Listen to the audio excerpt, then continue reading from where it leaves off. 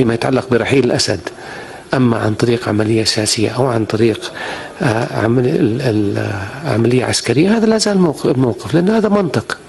رجل مسؤول عن قتل 400 ألف من شعبه وتشريد 12 مليون من شعبه وتدمير بلاده، لا مستقبل له في سوريا.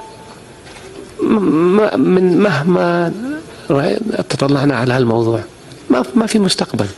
الشعب السوري رافض وسيرفض وسيقاوم إلى ما يحدث تغيير.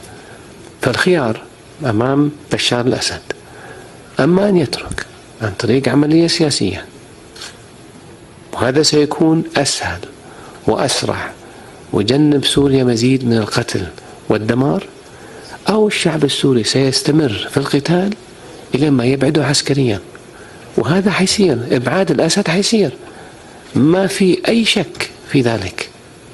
هذا الرجل لن يستمر في سوريا كحاكم سوريا، مسألة وقت.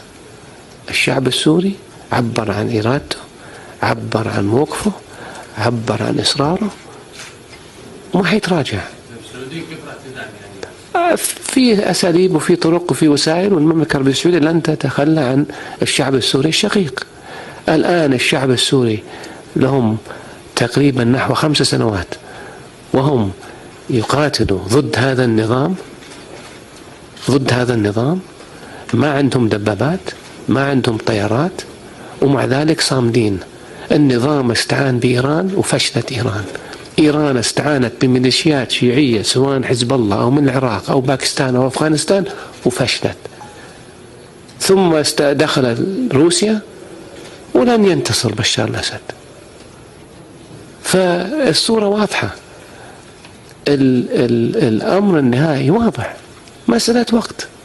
فهذا لما نقول أن بشار الأسد رايح، أما يرحل عن طريق عملية سياسية أو سيبعد عن طريق عملية عسكرية.